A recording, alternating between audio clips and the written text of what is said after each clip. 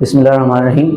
आज हमारा second lecture है बायोकेमिस्ट्री का, इम्पोर्टेंस ऑफ बायोकेमिस्ट्री या यूजेस ऑफ बायोकेमिस्ट्री। ये फार्मेसी टेक्नीशियन का दूसरा लेक्चर है। सबसे पहले हम बात करते हैं, इंट्रोडक्शन में हमने पढ़ा था बायोकेमिस्ट्री क्या होती है। आज दोबारा थोड़ा सा इंट्रोडक्शन को एलैबोरेट करते हैं। बायोकेमिस्ट्री क्या है? बेसिकली जो बायोकेमिस्ट्री है, टू वर्ड से निकला है, एक बायो है और दूसरा केमिस्ट्री है। बायो जो है ना, ये एक ग्रीक वर्ड है, बायोस और लोगोस। बायो का मतलब है यानी कि जिंदगी, बायोस एंड लोगोस मतलब जिंदगी के मुतल्लिक इल्म हासिल करना। सेकंड जो इसके साथ अटैच हो रहा है केमिस्ट्री। केमिस्ट्री का मतलब है हमारी जिंदगी या इंसान या जानदारों की जिंदगी में होने वाली उनके अंदरूनी इंटरनल स्ट्रक्चर और उनकी ज़िंदगी में होने वाले या उनके इंटरनल स्ट्रक्चर में होने वाले जितने भी केमिकल रिएक्शंस हैं उनके मुतालिक इल्म हासिल करना बायोकेमिस्ट्री कहलाती है। बायोकेमिस्ट्री एक इम्पॉर्टेंट फील्ड है और इसकी अहमियत भी बहुत ज़्यादा है। अब बायोकेमिस्ट्री को डिस्कस करते हैं कि बायोकेमिस्ट्री हमारी बॉडी में कैसे वर्क कर रही है। फॉर एग्जाम्पल हम इस्तेमाल करते हैं कि हमारे पास ग्लूकोज है, ये ग्लूकोज की फॉर्म है। हम ग्लूकोज से एनर्जी कैसे लेते हैं?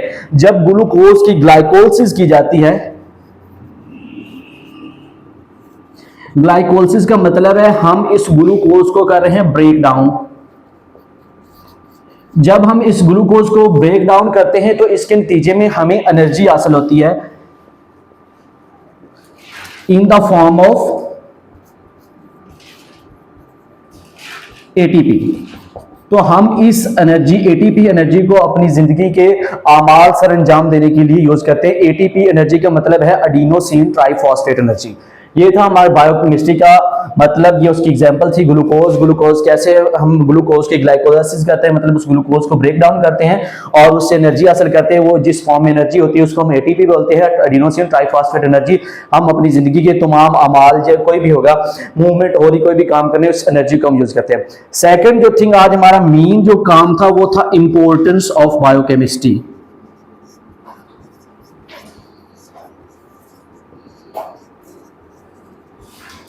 यानी कि जानदारों की जिंदगी या इंसानों की जिंदगी, जितने भी लिविंग ऑर्गेनिजम्स हैं उनकी बायोकेमिस्ट्री की उनमें अहमियत क्या है। फर्स्ट ऑफ ऑल अगर हम बायोकेमिस्ट्री को देख लें तो ये मेडिसिन में बहुत ज्यादा यूज हो रही है।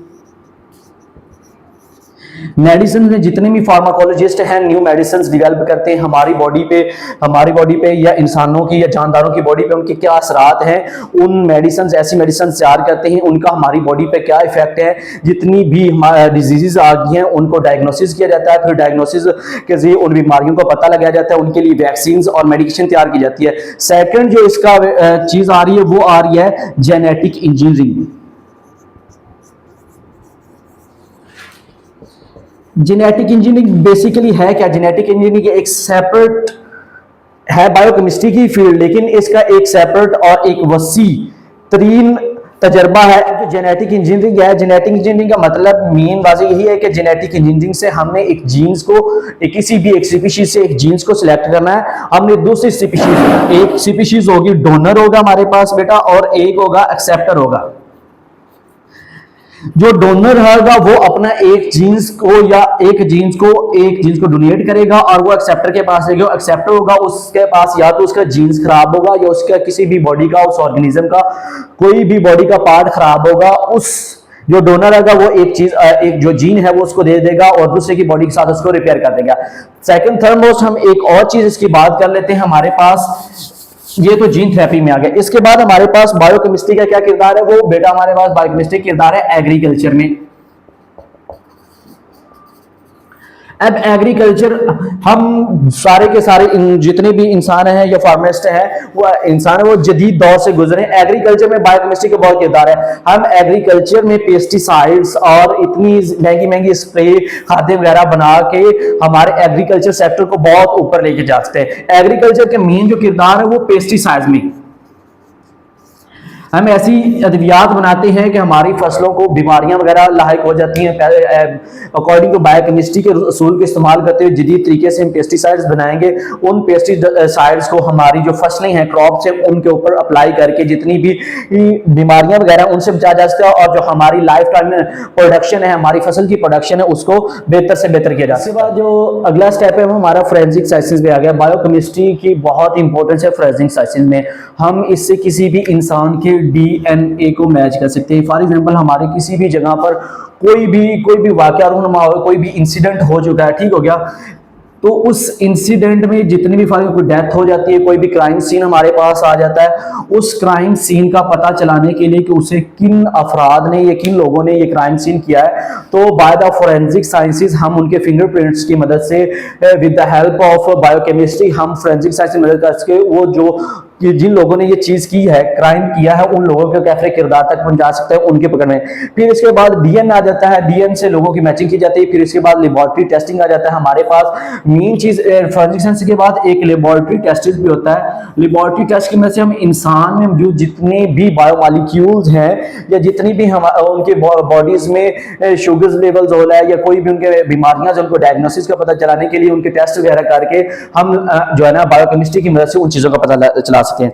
सेकंड जो बायोकेमिस्ट्री है, ये हार्मोन्स की कंडीशंस और इसमें जो प्रिपेयर्स हो जाते हैं हमारे पास वैक्सीन्स आ गई, जितनी भी डोजेज आ गई, टैबलेट्स वगैरह आ जाती है, ये वैक्सीन्स की प्रिपरेशन के लिए भी इस्तेमाल किया जाता है। फॉर एग्जाम्पल हमारे पास कोई भी एक वबा आ चुकी है, उस वबा को डायग्नोज करने के लिए, उस वबा की अद्वियात तैयार करने के लिए, वैक्सीन तैयार करने के लिए बायोकेमिस्ट्री हमारे लिए एक बहुत ही हेल्पफुल सब्जेक्ट साबित हो सकती है।